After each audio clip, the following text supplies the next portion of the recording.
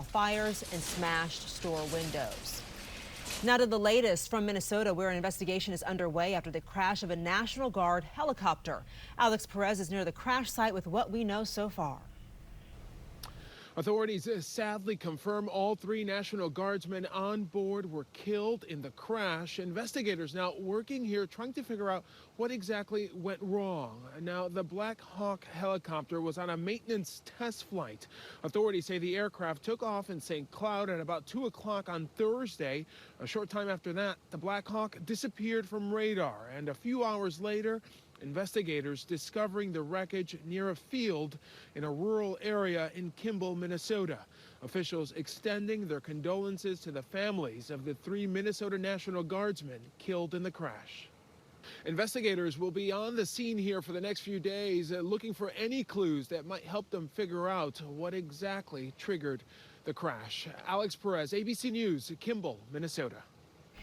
China says it will now require U.S. diplomats to give 5 days notice before holding meetings with Chinese officials and academics. This is in retaliation for a similar restriction issued by the White House back in October. And China's finance ministry says Beijing is waiving tariff hikes on U.S. soybeans and pork while the two sides negotiate a trade deal. China promised back in September to lift the tariffs, but no details were released. The finance ministry announced today that Beijing is carrying out the exclusion.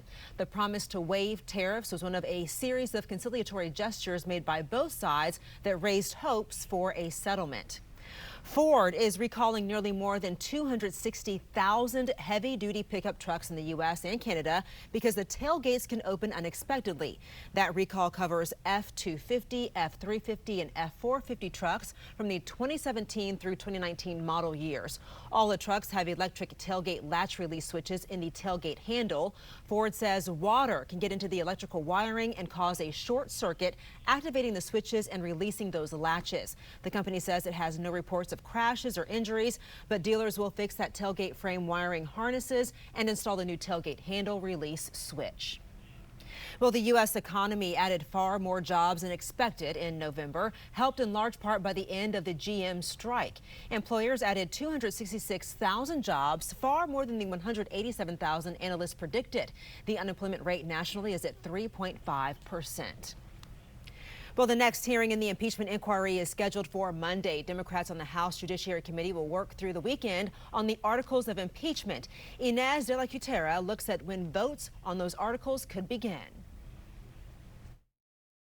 House Democrats moving full steam ahead, now beginning to draft formal articles of impeachment. The facts and the Constitution give us no choice but to impeach. Democrats are now debating what specific charges to bring against the president. The House Judiciary Committee has signaled it is looking at possible abuse of office, bribery, and obstruction of justice.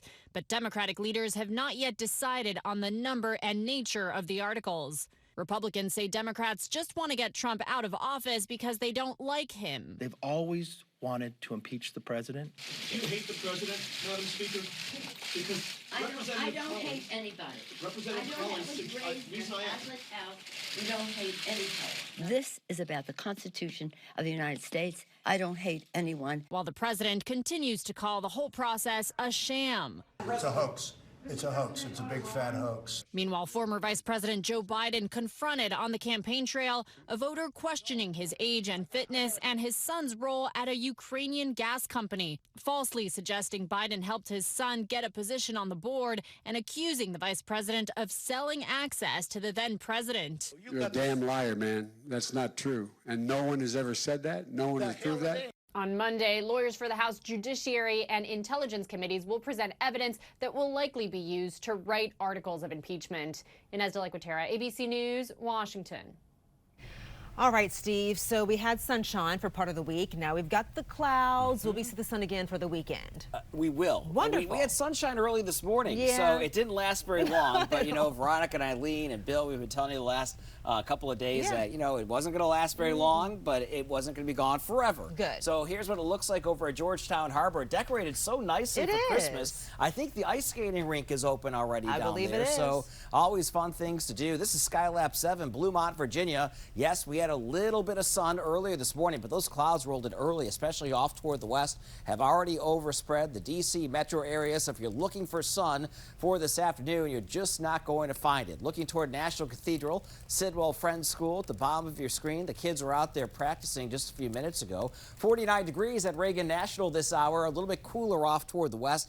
45 in Winchester, already breaking that 50-degree mark at Luray. Same in Fredericksburg, now at 51 degrees. The winds definitely not as brisk as yesterday when we had wind gusts upwards of 25 to 30 miles per hour. Now we're dealing with wind chill factors that are mainly in the 40s and lower 50s. We can handle that. Plus, it's Friday. You can get out of work maybe a little bit early and enjoy at least the drier conditions for the next couple of hours. But look off toward the south and west of us. Wet weather is on the way. Not all of you are going to see the showers, but if you are going to be out and about, plan for a few showers.